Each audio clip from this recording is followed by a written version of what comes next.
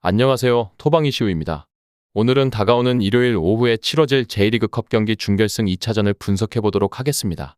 무엇보다 어제 준비했던 K리그 2부 아산과 청주의 맞대결은 예상과는 다른 난타전 양상으로 흘러가며 아산이 3대2로 승리했다는 점 확인했는데요. 두 팀 모두 수비에서 누수가 심각한 상황이었다는 점이 조금은 예상과는 다른 전개로 흘러가면서 아쉬운 결과를 남기고 말았는데요.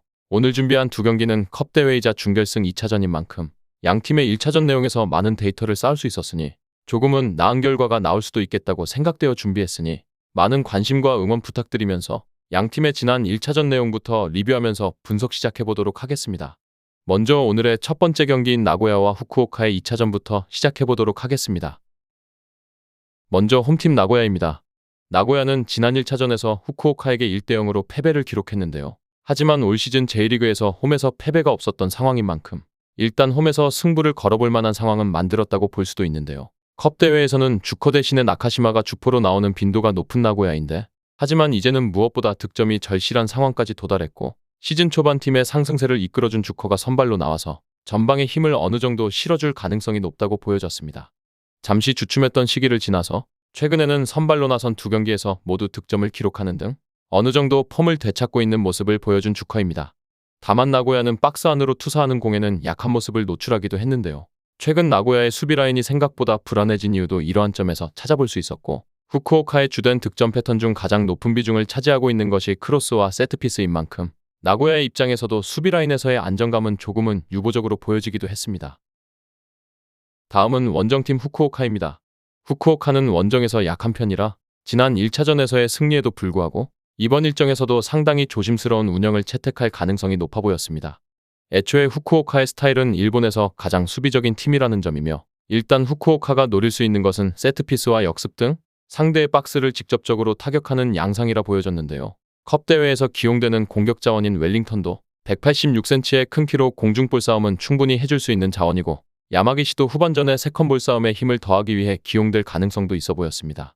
상대의 주포인 주커에게 한 골 정도를 내준다고 해서 크게 흔들리진 않을 것이라 보여졌으며 후쿠오카의 수비진은 전반적으로 시즌 후반기에서도 안정감이 컸고 가와사키에게 4골을 허용한 경기가 있기는 했지만 유독 후쿠오카는 가와사키에게 약했던 편이었고 이번 일정에서도 후쿠오카가 수비적으로 나서게 된다면 사실상 후쿠오카의 수비를 쉽게 돌파할 수 있는 상대는 거의 없다고 보아도 무방한 상황입니다. 다음은 양팀의 예상 라인업과 부상자 현황을 살펴보도록 하겠습니다. 먼저 이번 일정을 앞두고 양팀의 지난 1차전에서의 포메이션을 토대로 살펴보았는데요. 먼저 홈팀 나고야는 이번 일정에서 3-4-2-1의 포메이션을 다시 한번 채택할 전망인데요. 다만 이번 일정에서는 무엇보다 득점이 절실한 상황인 만큼 리그에서 주포 역할을 수행하던 주커의 선발 기용이 예상되어졌으며 다만 주포의 역할이 바뀐다고 하더라도 수비에서의 불안감과 세트피스와 크로스에 취약한 수비 라인은 여전한 만큼 이번 일정에서도 비록 홈이라는 이점을 안고 있지만 결코 무실점에 대한 기대치는 높다고 보여지지 않은 나고야입니다. 다음은 원정팀 후쿠오카입니다. 후쿠오카는 이번 일정에서도 마찬가지의 수비적인 전술을 채택할 전망인데요. 3백을 기반으로 탄탄한 수비력을 자랑해온 팀인 만큼 비교적 1차전의 승리를 굳히려는 접근을 채택할 전망이며 공격에서는 장신의 공격수인 웰링턴을 필두로 세트피스와 크로스를 통해 상대의 박스를 직접적으로 타격하는 방식을 채택할 전망이며 이번 일정에서도 상대의 공세를 막는 것 자체에는 큰 문제가 없는 두터운 수비를 구축한 상황이라 볼 수 있는 후쿠오카입니다. 다음은 해외 유명 베팅업체에서 부여한 배당을 체크해보도록 하겠습니다. 해외 유명 베팅업체인 bet365에서는 홈팀 나고야의 승리에는 1.91의 배당이, 무승부에는 3.30의 배당이, 원정팀 후쿠오카의 승리에는 4.00의 배당이 부여되었는데요. 현재까지는 배당의 큰 변동은 확인되지 않았으며 경기 시작까지 조금은 시간이 남아있는 만큼 꾸준히 체크해보도록 하겠습니다. 다음은 언더오버입니다.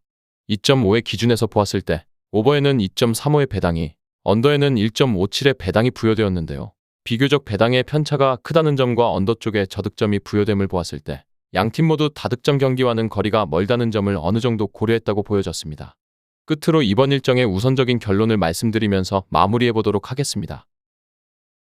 이번 일정은 무엇보다 무승부의 가능성도 충분하고 저득점의 선택지가 상당히 높은 확률을 가지고 있다고 보여졌는데요.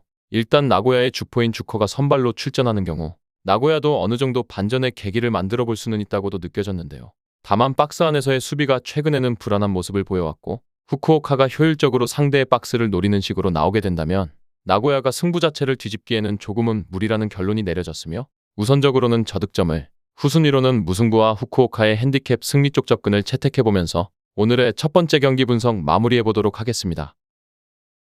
정확한 배당 변동에 따른 실시간 추적과 최종 예측은 배팅 마감 직전까지 이루어져야 합니다. 위 부분을 참고하는 배팅이 아닌 더 근시적인 결과는 배당률 흐름의 변화 및 경기 시작 전 결장자 정보에 따라 변동될 수 있습니다. 함께 배팅으로 더 효율적인 승률을 만들고자 만들어낸 채널입니다. 모든 경기를 영상에 담아내기에 한계가 있습니다. 이외 다른 경기들의 정보와 결과 예측 및 더 많은 도움이 필요하시다면 분석방으로 언제든지 연락주세요. 최선을 다해 보이겠습니다.